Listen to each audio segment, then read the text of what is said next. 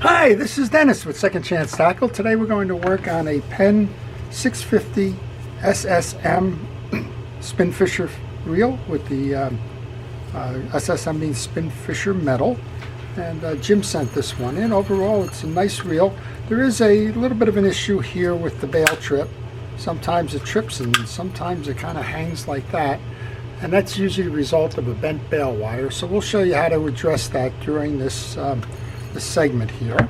And overall, we're going to show you how to take this reel apart, how to service it, how to make sure that it's properly lubricated, check for all of the pieces and parts to make sure that they're in good condition, and then how to put it back together again and take it fishing. So we're going to start by removing the handle and the exterior pieces. And I always like to check the non-gear side on these Penn SpinFishers. There's a couple of manufacturers out there that put a screw in here, and even though your side plate button is not moving, which would indicate a through rod, sometimes they use a protective one, and that happened with the earlier generation of the SpinFishers. So always check before you go to turn the handle out. Now we can remove the handle by turning it in a clockwise manner. As we remove the exterior parts, I want to encourage you to subscribe to my channel. And if you do subscribe to my channel, please use that notification button. That'll be valuable to you and valuable to me. To you, it will enable you to see the videos that I post. I post on all kinds of fishing reels. Those include the spinning reels like we have here, all the way down to ultralight spinning reels. I work on modern reels and older reels. I work on the conventional reels like the Penn Senators, Shimano Toriums, those types. And I also work on the low profile bait casting reels that are used predominantly in bass fishing. So if you'd like to understand the nature of a fishing reel, how they were manufactured, who made them and where, and how to service them, well, this is a good channel for you, and that notification button will help you see the ones that are being published, and well, you can make a decision as to whether that's one that you want to watch. All right, so I removed the 4 side plate case screws. I put them into a parts tray. I used the bottom of a fast food container, and I made sure that all of those side plate screws are the same in terms of width and thread sizes, so that I can reinstall them in any direction. You always want to check that. There's some manufacturers that don't put the same size screw in, and you need to make sure that the screw winds up in the right place. Well, we've got pretty much a nicely oiled or greased reel here. I'm going to guess it's probably been serviced. I don't know when. And we're going to show you how to clean that up. So the first thing you want to do in this is to take out those 2 screws holding that crosswind block. Before I do that, I'm going to remove the spool. You don't have to remove the spool to remove the axle shaft, but because I like to do the drag service on the reel in addition to the rest of it, I will do that. These are beautiful gears. You can see that we've got a lot of built up grease on the inside of this one. We'll clean that up in a moment. And we're going to take the spool off now. I just had a question come in the other day. They said that their line was not spooling evenly. Now this one is spooling evenly. You can see it's got the same distance top and bottom, but theirs was coning to the top, which meant that usually it's this white Teflon washer here that gets worn or even broken off, and well, you can't get that even spooling without that washer in there, because that adjusts the height. So if you're having a problem with the line spooling on on one of these reels, any reel in particular, check the shims that go on the axle shaft and adjust accordingly. If you have all of the line bunching to the top, it means that you need to add a washer.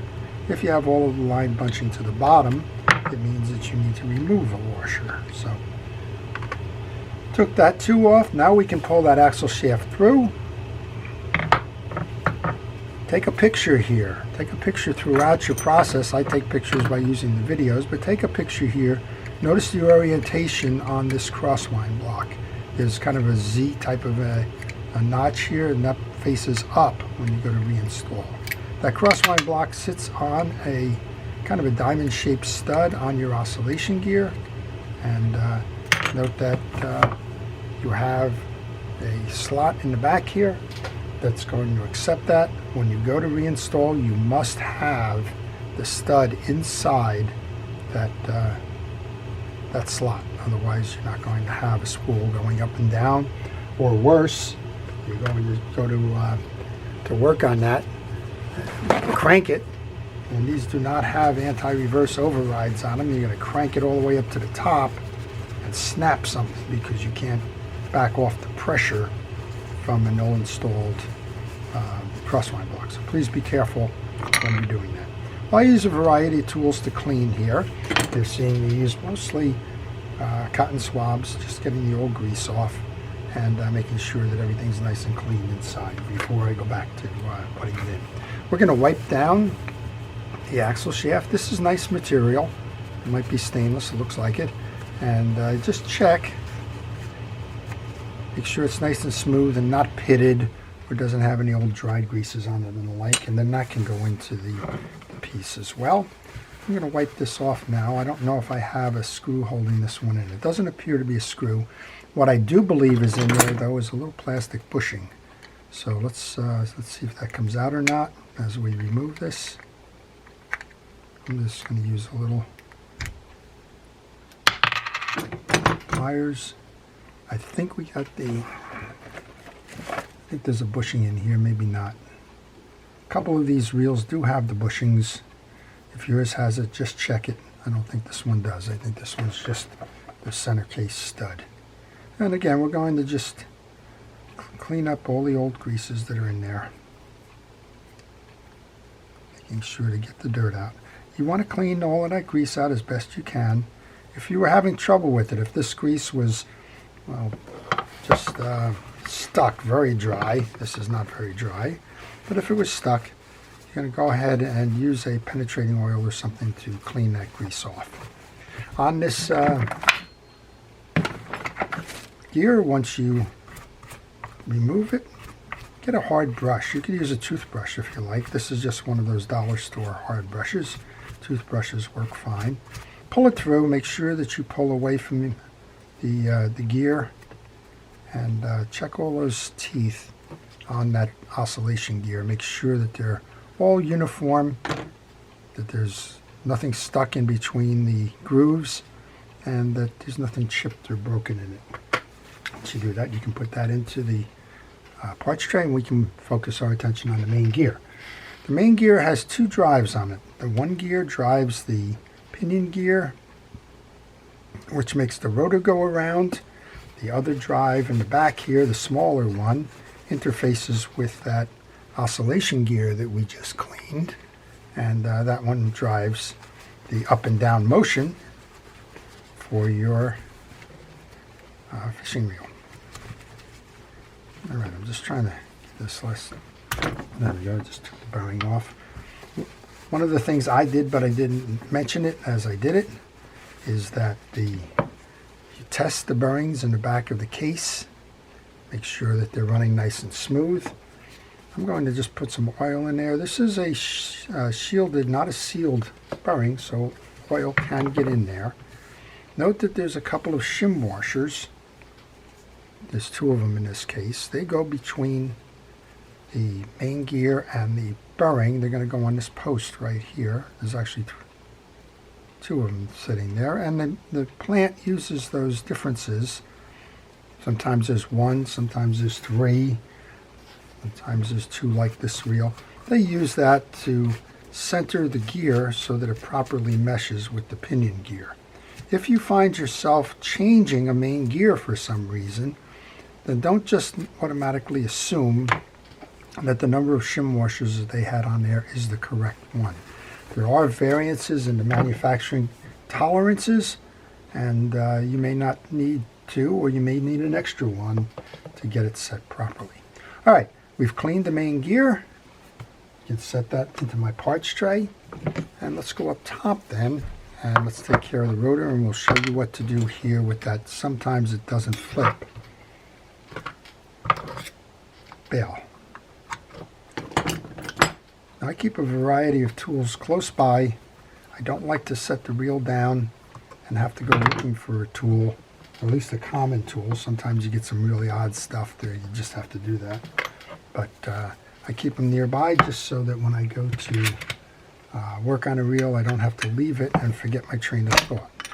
All right, I have a little offset wrench here, and that's enough to clear the little lip on the rotor. We're going to remove the rotor nut,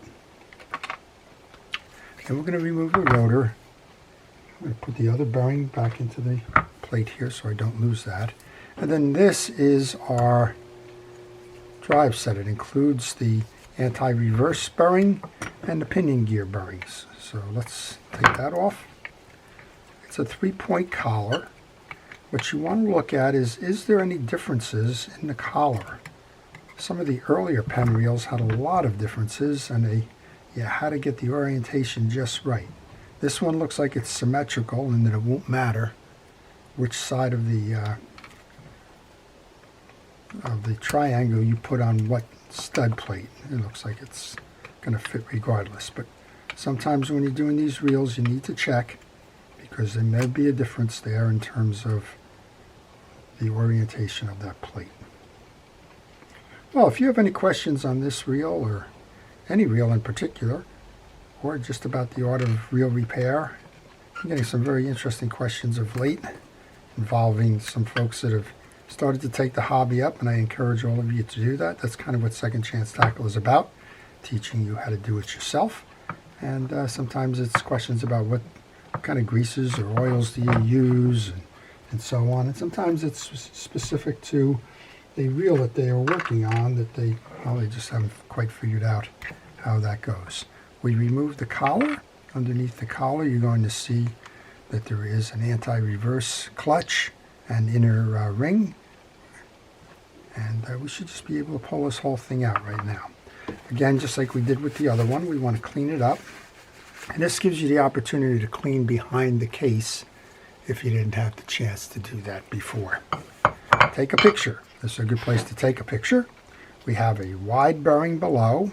We have the anti-reverse clutch above, and we have a big circular kind of a washer there. And again, we want to make sure that all of the pieces are cleaned. Dirt is the enemy of a reel, and if you don't take advantage of the opportunity to get all the dirt out while you're servicing the reel, it could come back and get you. I've had folks bring a reel in and tell me, oh, I don't need you to service the reel. The reel's working fine. Just fix whatever the particular issue is. And I tell them that even though it's working fine today, it may not work fine tomorrow. But if that's what you want, we'll go ahead and fix whatever it is. Like in this case, they may have brought the reel in for this bail trip issue here, and we can fix that without servicing the reel. But why bother?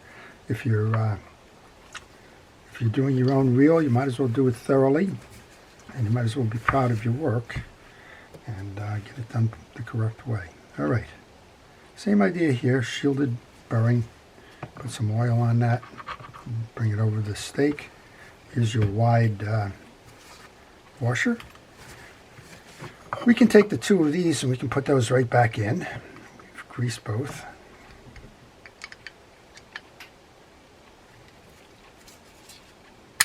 And you'll hear a nice snap for that. Now the ring will fit easily in there. Next up then is your anti-reverse clutch.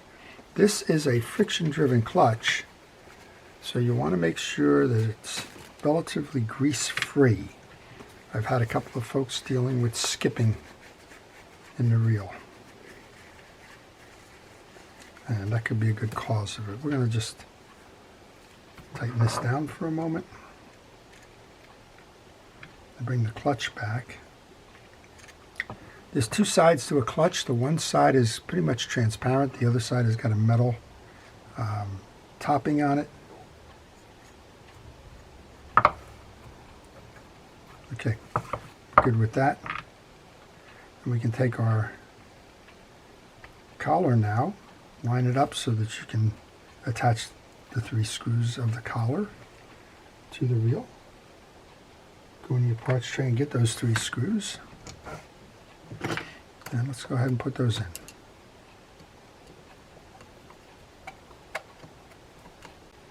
Okay, just finishing up tightening this last one now.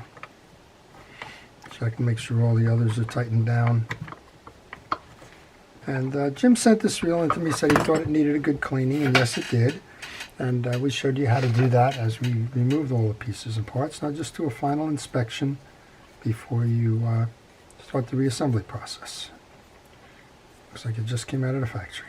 Alright, so we're going to take our pieces and parts and we're going to reverse the order now in terms of how we did this. So we're going to grab our fishing reel grease. I use Penn Precision reel grease, not because this is a Penn reel, but because it's a fishing reel grease. You're welcome to use just about any fishing reel grease you like. Some people are partial to one over another. I know there's a lot of folks that are partial to the greases, thinking the silicone or the super greases are better. And, that's your choice. Go ahead and do that. And fishing reel greases are designed for marine use and application and have water properties and the like. So it's not that expensive. Go ahead and use the greases as opposed to using some household grease or other things. I've seen people use a lot of other things. You don't need to. Just go ahead on online. Amazon is a source.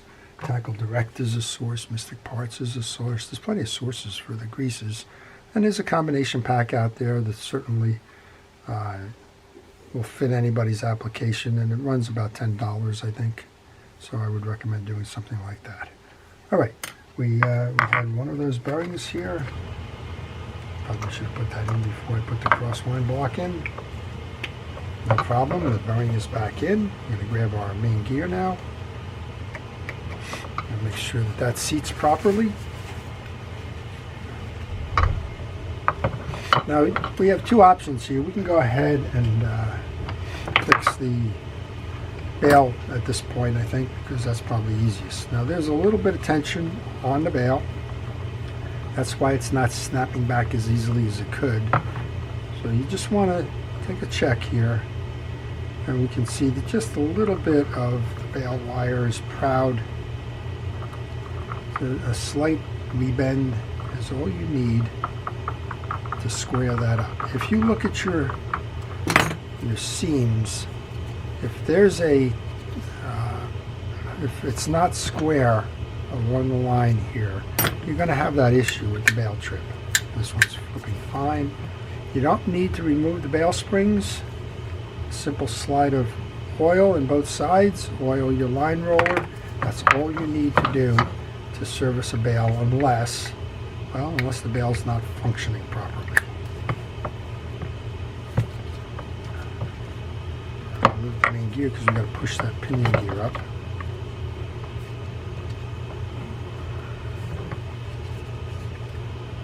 Go. Grab our rotor nut. We can tighten this down. And once you got it started, I like to hand tighten it as much as I can. Go ahead and grab that wrench, tighten that back down. Grab that little set screw and the shield.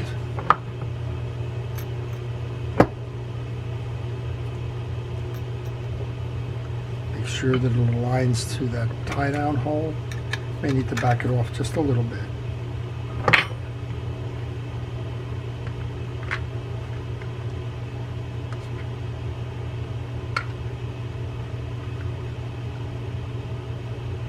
And then we can put the tie down screw back in there. Then we can come back to the other side now, where we're going to put the axle shaft in and close this up. For a final tune-up.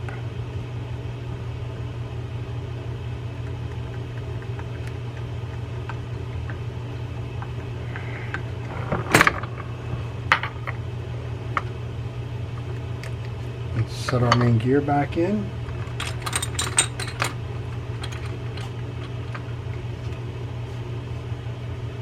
You want to get the plate that goes over the axle shaft to hold that in place.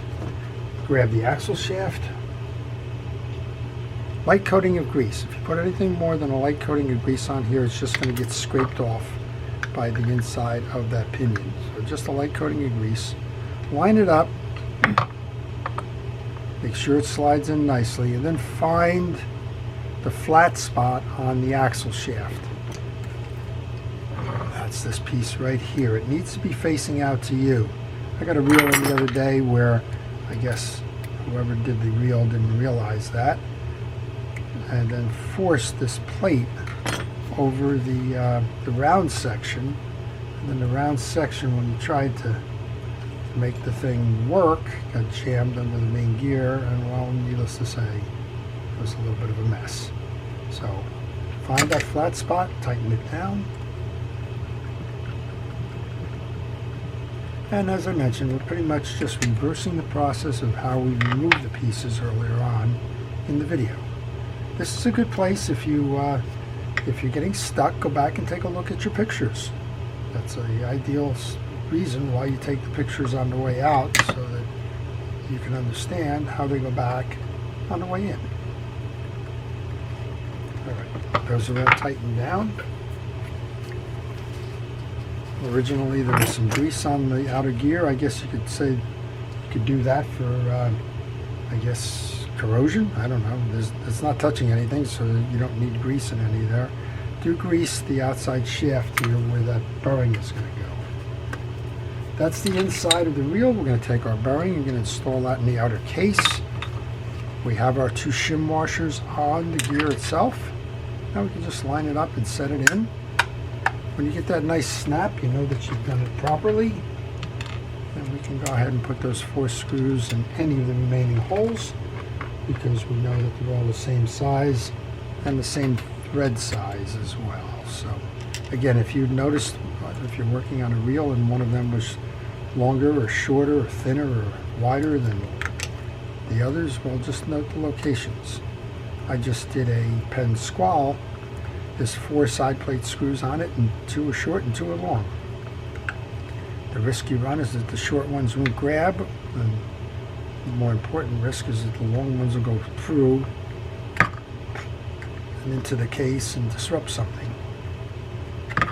Alright, 1 more screw here. I'm going to put the handle back on. We'll give this a turn, make sure that it works. Oh, SpinFishers are all the way up to generation 6 now. Very interesting. I'm just going to put a light coat of oil onto the thread. Sometimes if it's heavy salt water usage, the threads will lock with salt. So just keep that free. Alright, give it a spin. Turns nice and smooth and easy, just like a SpinFisher should. Let's go ahead and just do the drag service then, and we'll show you what that's about and how to do that. And to start with, there's a retaining ring inside the spool, just in a notch here that holds all the pieces in. I like to take it out with a pick. I think we have one. It's hard to see if we have that one below. 1, 2, 3, and a Teflon. Okay, yeah, we have the right amount here. This starts with a hex gasket or metal. Then you have your HT100s. These are in dry. They can go in dry, so leave them in dry. Next one up is a keyed washer. It has a rectangular in the center. We'll go back to the second drag washer, and we've got the hex. We have the Teflon. Now these drag washers are in very good condition. If you found dirt and debris and junk and everything else inside the reel, you're going to take the time to clean them or replace them in terms of the drag washers. These were more like an inspection because, well, everything was in order and done the right way. Well, the only thing I need to do is raise that up a little bit. You want to get the clip into the groove inside the ring so that it doesn't spring out on you. Alright, next up then, we see that there's just a little bit of dirt inside the spool, so we'll take care of that. Dirt hides everywhere. So how does dirt get in here when you got a shielded spool? Well, it comes right down through the channel here. So that's not waterproof. The water will get in here and will go back down, bounce off of the axle and around and so on, and it will find that it settles underneath. Alright, you just want to spin this until you get the proper lineup of these washers.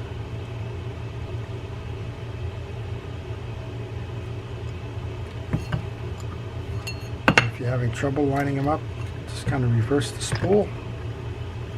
And you can line them up that way.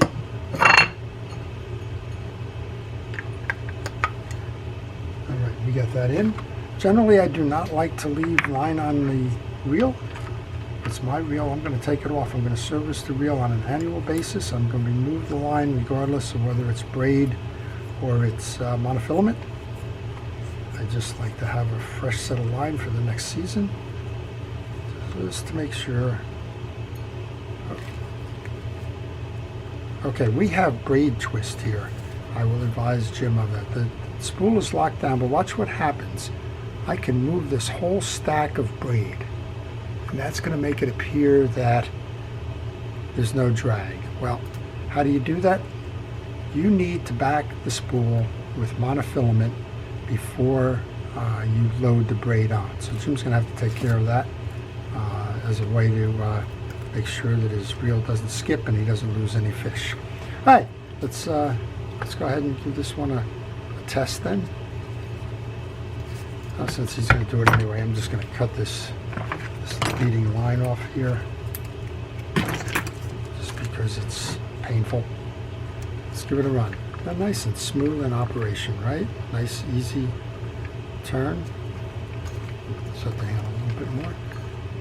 And more importantly, do we have that nice, easy click? We have a nice, easy bail click now. So that's how you do it. That's the Penn 660 SSM SpinFisher spinning reel. It's how you take it apart, how you service it. We went over a whole bunch of things in here in addition to just taking it apart. Again, I would encourage you all to subscribe, and if you do subscribe, use that notification button to see the episodes that I am posting. I appreciate everybody for watching. I also appreciate our first responders and essential personnel and everybody who keeps us safe during the pandemic. To everybody, please stay safe, stay well, and stay watching. This is Dennis with Second Chance Tackle. Have a great day.